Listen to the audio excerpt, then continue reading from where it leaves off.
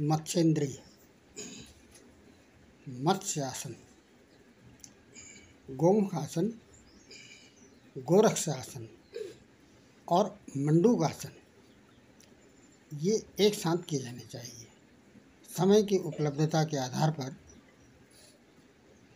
ही इन आसनों को में ठहराव निर्धारित किया जाना चाहिए। यहाँ पर ध्यान देने योग्य बात ये है कि जब हम इस तरह से मत्स्येंद्र आसन में जा रहे हैं तो अपनी कोहनी को घुटने के बाहर से, जिस घुटने को हम लपेटते हुए उसी हाथ से पाँव के पंजे को पकड़ने का प्रयास कर रहे हैं, यहाँ पर पूर्ण रूप से घुटना पकड़ में आ जाना चाहिए। उत्तम प्राणायाम की 20 मात्राएं और मध्यम की 16 और अधम की 12 मात्राएं होती हैं।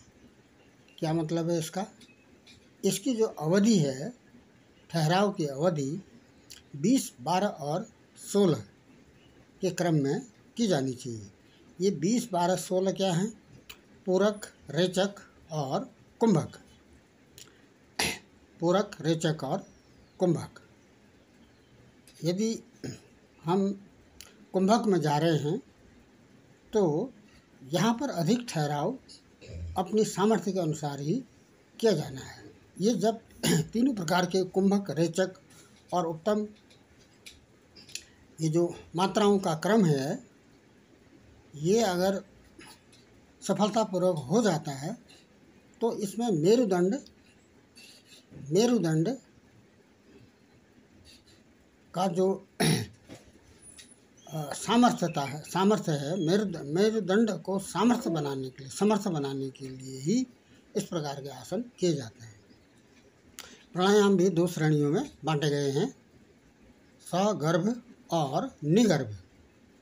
सगर्भ में बीज मंत्र का प्रयोग किया जाता है, कुछ शब्दों का और कुछ मूर्ति आकार का स्मरण करते हुए प्राणायाम किए जाते हैं। और निगर्भ में ये मंत्र रहित होते हैं। इसमें संग, अंग या रंग इस प्रकार के या मंग इस प्रकार के बीजों का उच्चारण नहीं किया जाता है। बिना बीजों के उच्चारण से भी ये प्राणायाम किए जाते हैं। यदि हम निगर्भ प्राणायाम में जाते हैं, बिना मंत्र बीज मंत्र के प्राणायाम में जाते हैं, तो ऐसी स्थिति में हमने पूरक, रेचक और कुंभक को ध्यान में रखना होता है। प्राणायाम से पूर्व नाड़ी शोधन किया जाता है। अब ये प्राणायाम से पहले नाड़ी शोधन किया जाना आवश्यक है। ये नाड़ी शोधन भी निमनु तथा समनु, इनको 2 श्रेणियों में बांटा गया है। प्राणायाम की तरह ही इनको 2 श्रेणियों में बांटा गया है। यदि समनु हम नाड़ी शोधन करते हैं तो यहाँ पर समनु में हम क्या करेंगे, कुछ बीज मंत्रों का उच्चारण और कुछ विशिष्ट मूर्ति या चित्र या आकृति का स्मरण करते हुए जब हम नाड़ी शोधन करते हैं। नाड़ी शोधन का मतलब है बाईं नासिका और दाहिनी नासिका, सूर्य नाड़ी और चंद्र नाड़ी का नियंत्रण। नाड़ी शोधन को समझने के लिए जिस प्रकार से एक माला में फूल गुथे रहते हैं, उसी प्रकार से नाड़ियाँ आपस में गुथी रहती हैं, उलझी रहती हैं और उनके उलझन से प्राण शक्ति के प्रवाह में बाधा पड़ती है। इस बाधा को दूर करने के लिए ही हम नाड़ियों का शुद्धिकरण करते हैं।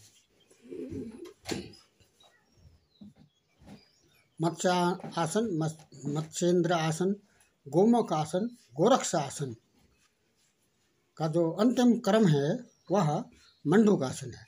जैसा कि मंडूकासन में हमने वज्रासन में बैठकर नाभि को अंदर दबाना है, नाभि नहीं दबानी है बल्कि इसमें पेट को अंदर खींचना है, जिससे डायाफ्राम की स्थिति तक ये अवस्था पहुँच जाए।